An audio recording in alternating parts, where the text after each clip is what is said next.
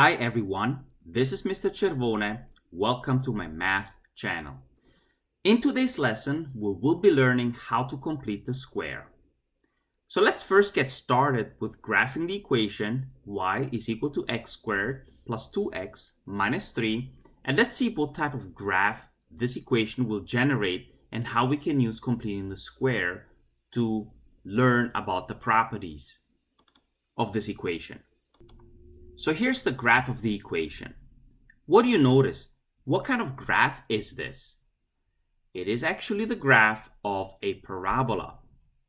But wait a second. Last time we learned that the general form of the parabola is y is equal to, in parentheses, x minus h quantity squared plus k, where h and k represent the vertex. So if you look at this graph, the vertex is at -1 and -4. So the vertex is located right here, okay? So that is v at -1 comma -4.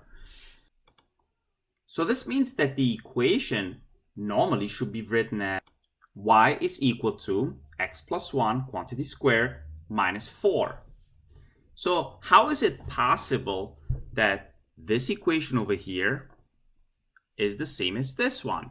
Or how do we get from this equation to this equation here and recognize the vertex? Well, there's something called completing the square to do this. And in today's lesson, that's exactly what we're learning. So in order to learn how to complete the square, let's imagine for a moment the following scenario. A new artistic design for a square window is shown below. 3x, x squared, and 3x represent areas. If the entire window, including the frame, is 40 inches squared, what is the area of the glass only? Okay, so basically we want to find this area only, and that's it.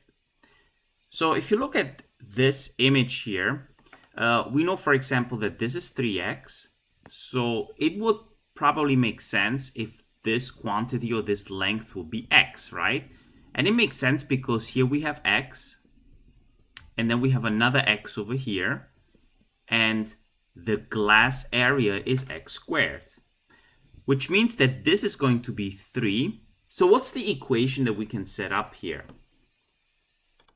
So here we can say that x squared plus 3x is equal to 40, okay? Now we can actually solve for it by combining the like terms. So we will get x squared plus 6x is equal to 40. Then we subtract 40 on both sides. Then we have to think of two numbers in which the sum is 6 and the product is -40. So the two magic numbers are -4 and so the two numbers that add to 6 and multiply to -40 are -4 and 10. So therefore, the x value has to be either 4 or -10. However, does x equal to -10 work? Well, if we substitute -10, then we do with 100 here, which already doesn't make sense because the sum has to be 40. But also for the wooden panel, 3 times -10, you end up with a negative area, so therefore it doesn't work. So the only plausible answer here is x equal to 4, okay? So what is the area of the glass only? So we just have to square the quantity of 4, and we obtain a glass area of 16 inches squared, and that is the answer. So this was the conventional method of solving a quadratic equation, okay? Which in this case also represents the graph of a parabola. Let's look at another method, which is called the completing the square method, okay? So let's say that we decide to take one of the wooden panels, the one on top, and put it on the side. Notice that in this particular case, we almost have a square here, almost, right? You can see it right here that this part over here represents the 3 plus the x. Right, let me rewrite this here. And this one also represents the 3 plus the x. However, there's a piece missing over here. And as a matter of fact, that piece over here is going to be what? What's the quantity of that little square that needs to be completed? That is going to be 9, right? Because we know that this is going to be 3 and this is 3 over here. Now, what we did here is something called completing the square. We did complete this entire square over here, okay? So how can we rewrite the equation here now? That in this case now we have the x plus the 3, and we take everything and square it. And that is equal to, and notice this number that now it's 49. Why is it 49? Because originally it was 40, but since we added this 9 over here, we must add another 9 here. So that means that x plus 3 squared has to be equal to 49. Okay, so let's summarize this. Here we had x plus 3 quantity squared is equal to 49, which means that x plus 3 could either be -7 or +7. Remember that when you take the square root of a number, you end up always with plus or minus of the square root of the number, which means that now we have to deal with two different cases. So let me call this case 1. Here we can have x plus 3 is equal to -7. Therefore, x could equal to -10. So that's one of the answers. So for case number 2, we have x plus 3 is equal to 7. Therefore, x is equal to 4.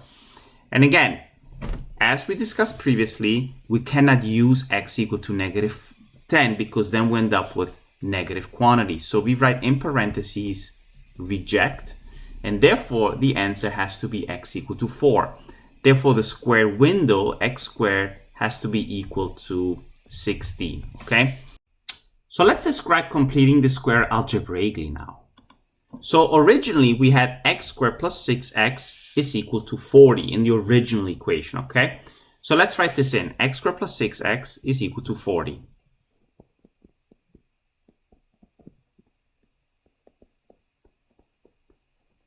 Okay, now if you look at this example here, without the 9 over here, we have the same situation, right? These are the 6x, and we have the x squared, and then we had 40 over here originally. Now, the next step was the following, that x squared plus 6x, what we did here is add 9 on both sides. So let me use a different color. So let's say we use this one here. So we added 9. And we also added 9 on the right side of the equation to get 49, okay? So basically, we have here equals to, and then we have 40 plus 9, okay? Again, just to summarize, we added the 9 and the 9 on both sides of the equation, okay? So let's think about this. Where does the 9 come from? If you look at just the 6, again, let me use another color here. So just the 6 over here, that is represented by the value of b, okay? So that means here that you want to take b and divide it by 2 and square it, okay? Now, just as a side note, a quadratic equation in this case is represented as ax squared plus bx and then plus c, and then you have some quantity d here, okay? Or let's say in this case it's actually y or 0. It all depends.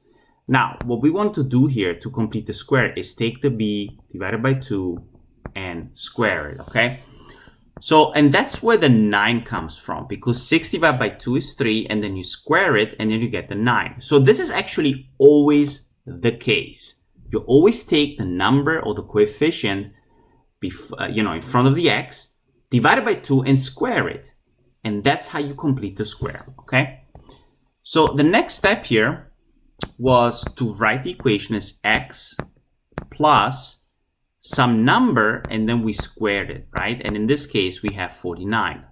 Now, how do we get this number over here?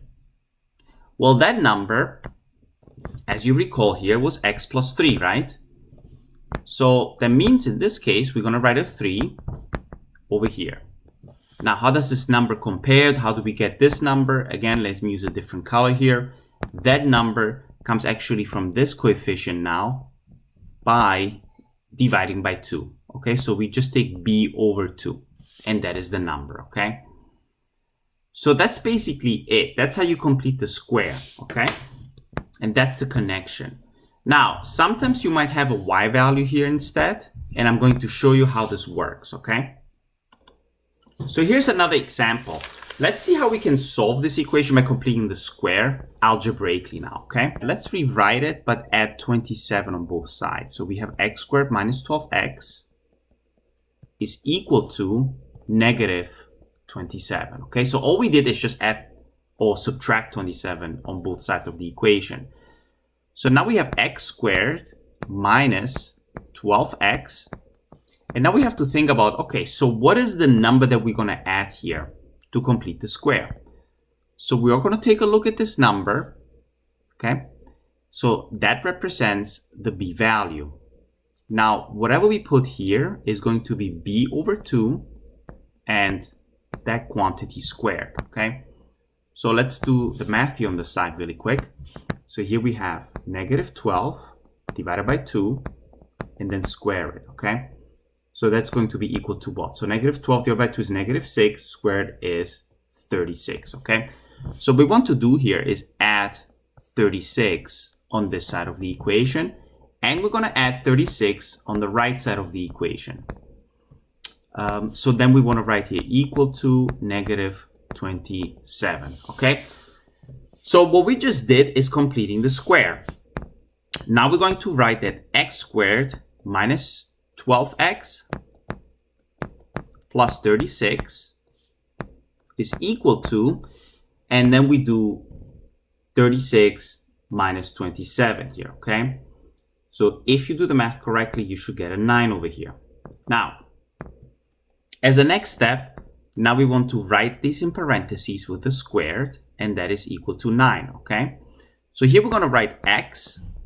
Now we're going to write minus, because we do have a minus over here, okay?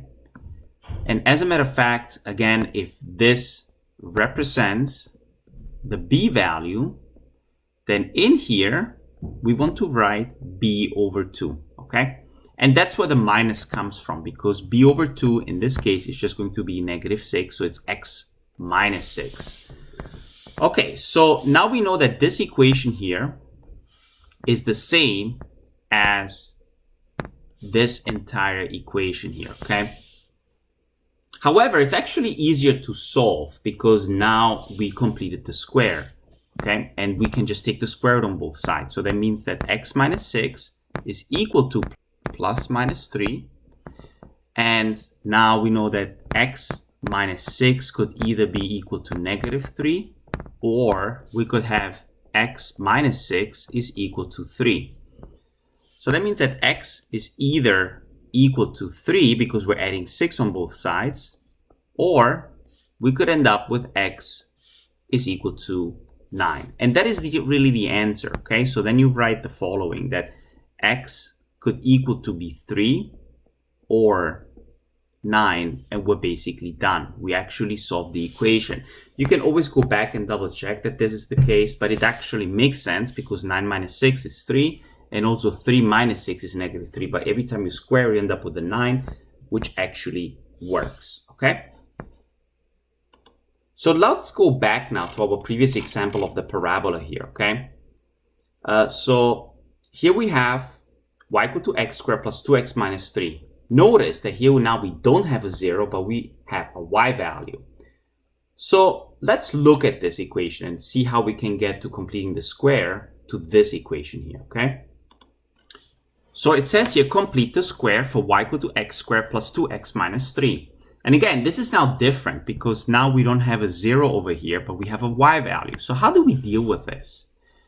Notice that in the previous example, what was the first thing we did here when we had a 0?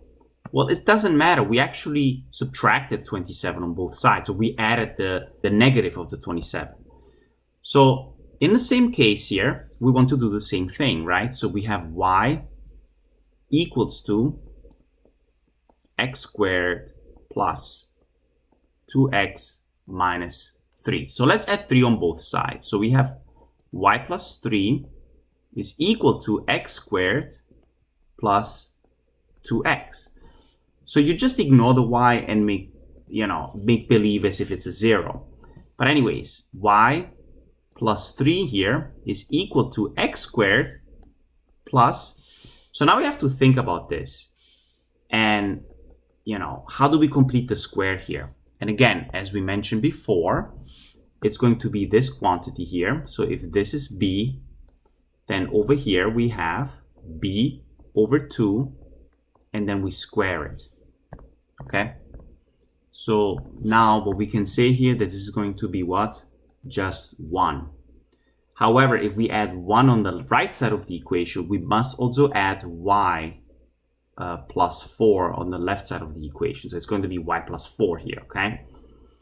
So that means that now we have y plus 4 is equal to, and now in parentheses, we're going to write x.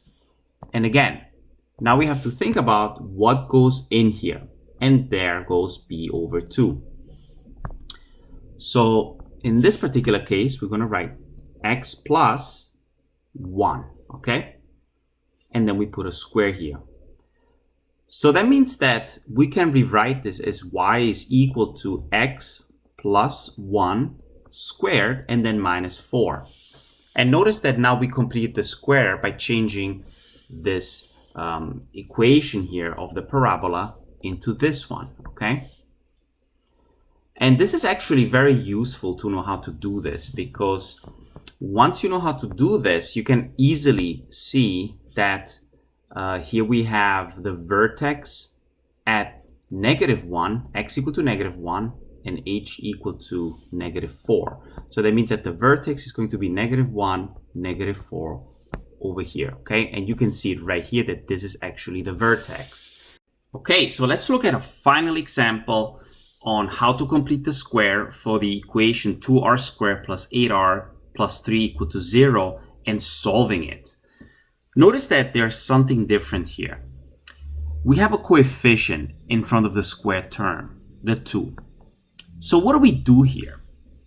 Okay, so the first thing you want to do here is subtract 3 on both sides. So we end up with 2r squared plus 8r minus 3. Equals to minus 3. So now we do not like the 2 here. So what we want to do is, we could divide by 2, but let me show you how to do this by using factoring. So we end up with 2 times r squared plus 4r, and that is equal to -3. So now what we can do here is proceed in the same manner for whatever is inside the parentheses, okay? So r squared plus 4r by completing the square. So we're going to write that 2 in parentheses, r squared plus 4r. And what are we adding here? Again, we're going to add here, let me use a different color. In this case, we're going to add plus 4. So where does the 4 come from? Again, if this is represented by b, then this is going to be b over 2 squared. And again, b over 2 is just 2. And squaring it, you end up with 4. So then we're going to close the parentheses here. And that is equal to -3. And now the question is, what do we add here? Is it 4? The answer is no. We're going to add a different number. And we're going to add 8. Where does the 8 come from? Well, look at this. We are technically adding 4 here, but it's actually 2 times the 4 that we're adding. And that is 8. And that is the reason why we want to add 8 on both sides of the equation here, okay? So let me erase this really quick so we can see everything better. Okay. So now we continue here and say that this is 2 times, and then we express that as a, factored with a, binomial here. That is equal to, so we have 8 minus 3. Okay, so that is going to be 5. And here we have 2 times r plus, and again, what do we write in here? that's going to be 2, okay? Because that, again, comes from this number, which is b, and we divide it by 2. So now we have the following, that r plus 2 squared is equal to, now we can divide 2 on both sides, so we have 5 over 2. And what we're going to do next is take the square root on both sides. So 3 plus 2 is equal to the square root of this entire quantity here, 5/2. And we're going to write plus minus, okay? So that means that r is going to be equal to minus 2 plus minus radical 5 over 2. And that's basically the answer, okay? If you want, you can also simplify it, but you don't need to. That is just represented as the final answer. By the way, there's also a quick way to check with the graphing calculator. You can actually plot the equation in the calculator and check where the roots are located, okay? So let's do that really quick. So here we have our graphing calculator. Then we input the equation as 2x squared plus 8x plus 3, and then we hit graph. Okay, so now we want to see what the roots are here. So what you can do is go to second calc here, and we can look for the roots. So which ones? So we go to 0, press enter. So we're going to look at the left bound here now, okay? So let's go all the way to the left bound. We press enter. So we're going to do a little bit above the x-axis. Press enter. The right bound is whatever is below the x-axis. We guess a value. You can press enter again. And you end up with a value of about negative 3.58, okay? So could that be one of the roots? So let's check. Okay, so let's go to the main window here. So we're going to write negative 2, okay, minus the square root. Okay, so second, where's the square root? There you go. And then 5 over 2 and press enter. Okay, so we got negative 3.58, which actually corresponds to what the calculator just did, okay? So let's look at the other root. So actually, let me input the other root. So we have x plus square root of 5 over 2. So now we're going to do the plus. We end up with negative 0.41886 and so on. So let's go to graph now and verify that, okay? So we go to second calc, again to 0. For the left bound, we're going to pick now the value that is slightly below the x-axis. Hold on, where is it? Okay, there you go. Because that's a little bit to the left, right? And a little bit to the right is actually above the x-axis. So you're going to press enter and then guess a value. You go closer to the point of intersection with the x-axis, press enter, and look at that. We get x equal to about negative 0.4188612. You know, that's exactly what we had before here, right? So it actually does work. So that is the answer to the equation, okay? So that's a way to verify this. But anyways, that's how you deal with completing the square for quadratic equations that have a coefficient in front, okay? So remember the steps. First, you want to isolate here on the left just the terms that have the variable, and then you factor it out here, whatever value it is. But remember that when you complete the square and add the quantity on both sides of the equation, you must multiply by the number here that you just factored out, okay? But anyways, that is it for today's lesson. I hope you enjoyed it. Please click like and subscribe if you enjoyed this lesson. Other than that, have a fantastic day.